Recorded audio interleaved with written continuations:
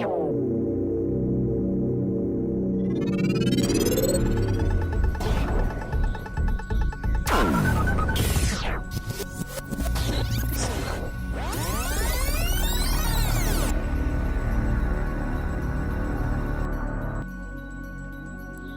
guys, welcome to my radio production. Today I'll be discussing the issues and stigma surrounding climate change and global warming with two guests. They will help further discussion and debate regarding the topic.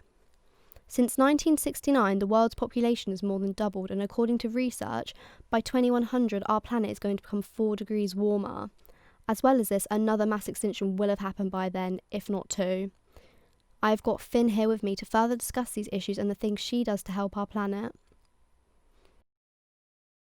So today I'm joined with Finn to talk about climate change. And Hi. obviously, the global temperature is rising, ice is melting, and what else? Do you know anything? Are people aware of what's happening? I think in the media at the moment, a lot more and more people are becoming aware of things like rainforest destruction, species extinction, like oceanic dead zones, and obviously loads of people obviously believe in it because there are loads of facts to support it, but then again people like Donald Trump who just don't believe in it, and it's really mind-boggling as to why when there's so much evidence behind it. And obviously people are becoming more aware, protests are happening. And you've been to a few, haven't you? So I've been, the first one that I went to was actually more about animal rights, but obviously a big focus there was about the climate and helping the world and things, and that was in London last year. And then since then there's been all the school strike, and I think they were really good in bringing the attention of young people, but of course as well as the teachers and all the parents and things, they were forced to get involved in taking action because their children wanted to. Was your experience good with them? Were they all good? Yeah, they were all good. There was quite a lot of backlash, obviously, but I think that comes with everything, in all sorts of protests. Also, it's I've done work with Extinction Rebellion, volunteered with them, and of course there's quite a lot of hate towards them in the media, and it's quite centred towards the negatives rather than the positives, which is a shame. Do you think they make an impact? Do you think the protests help? I think they definitely raise awareness, because as much as you can do individually, it's all about the government change and big corporations. So of course every little helps, obviously. But, so it's just about bringing awareness maybe rather than changing anything, but you have to start from somewhere. And so obviously plant-based diets are becoming more popular. More people are. Do you have one? Do you? So I'm vegan. One of the main factors was about climate change and just helping the environment, because I think it's one of the single most impact thing that makes the biggest impact is literally just your diet, and it's a lot easier than it seems. The main focus is British youth. Obviously this is our future it's affecting. Are you worried for the future? Yeah, I'm really worried. I think because there's that big clock, I can't remember where it is, but there's that big clock which was counting down how many days we have left until we can't reverse anything. Yeah, and that's scary. That's terrifying to me. And it's worrying that not more people are worried, I think, because it's our future. Yeah. And without us doing something, it's just going to go all wrong. And we know that, so. Yeah. What would you recommend for people to do to help prevent it? Even just little things I think all of the general things, I don't know, switching off lights and little things like that.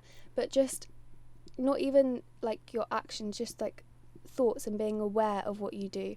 You could switch a plant-based diet if you can, obviously there are limits and things, and just shop locally and just little things like that, and just make a big difference. They make such a big difference, and it's just having the mindset of doing it that really is what is the biggest thing, as long as you're aware of issues. Are you aware of the bushfires? Do you think a lot of people are aware? Because obviously it's a big thing at the moment, and it was. I mean, at the start of the year, with this year's, there's obviously so much going on. At the start of the year, that was one of the biggest things in the news.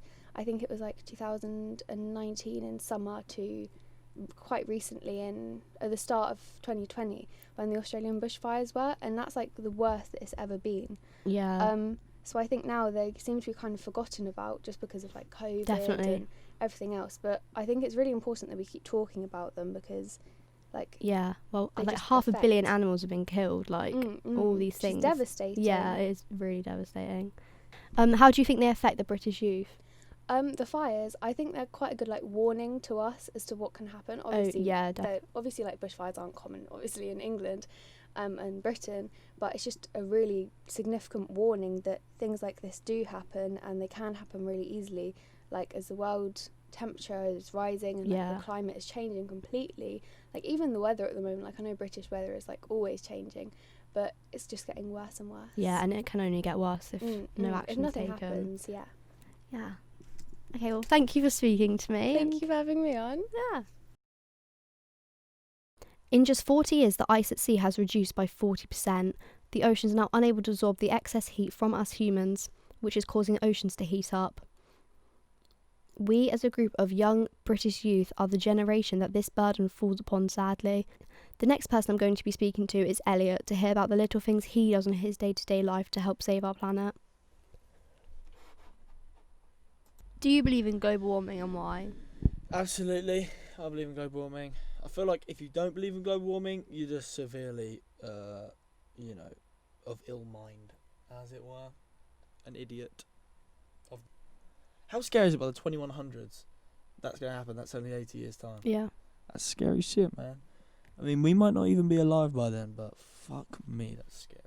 So we see a lot of people recently turning vegan. Would you ever change to a plant-based diet yourself? No. I play rugby, so I think unless with a lot of planning and dedication, it would be very hard to carry on playing at a decent level whilst on a plant-based diet. You know, I just don't think it doesn't supply as much or enough of the, the stuff that human beings need to change. I think it's like, it's completely up to personal preference whether you do, and there's benefits obviously, but at this point the benefits outweigh the costs. So I would, but not at this stage in my life, as it were. Are you worried about climate change? I mean, yeah, obviously, people always say, like, "Oh, we're destroying the planet, destroying Mother Nature and whatever," but I'm pretty sure that she will carry on going. We are gonna die. Like, this is for us. Like, we are all gonna die. She is gonna carry on ticking until she is eaten up by the sun. And yeah, I think we're killing ourselves.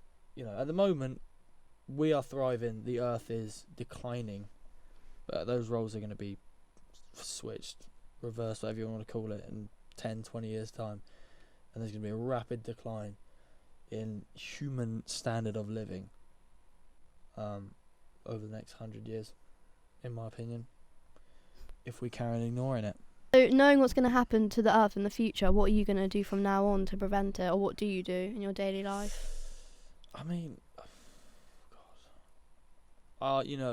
The obvious little things that people have been doing for years, littering less and turning off lights. Turning taps off. Yeah, but it's little things, if I'm completely honest. If I'm 100% transparent, I'm not, I'm no Greta. You know what I mean? I'm sort of just, ticking along, doing my own little things, which probably doesn't make a massive difference, but if everyone does it, then it starts amounting to actual progress. So yeah, but at the moment, not really much. Are you going to start doing anything else? Well, I don't really think I can. In 2019, around 100,000 people attended a protest in central London. Would you ever go to a protest? Yes. Yeah, I would, but a part of me, doesn't see the point in protesting, because I feel like somewhere along the line, whilst people are protesting, for example, the school ones, when everyone left school to go and protest. Yeah. The focus somewhere along the line shifted from, climate change, and then everyone started focusing on just getting the kids back in school. So then no one really gave a shit about the climate change. It was just everyone just get people back to school as quick as possible. And even for the kids, or not just kids, but even for the people there, some of them it becomes less of actually focusing on climate change and more on just thinking about, staying out of school and sticking it to them and that lot. So I don't know, but I've never been to one. I would like to go to one, but I don't know if it'd be my thing really. I don't know. I mean, they're a valid way of getting your message across, but everyone has to be on the same wavelength. Everyone has to be doing the exact same thing. You can't have one group of people not really giving a shit, but kind of giving a shit, holding up, poxy little fucking posters. Everyone's got to be dedicated and on it the whole time. Thank you, Finn and Elliot, for coming on to my podcast to speak to me about this issue. Hopefully it's raised some awareness and now everyone's a bit more aware of what's going on and they know a bit more about what they can do to help.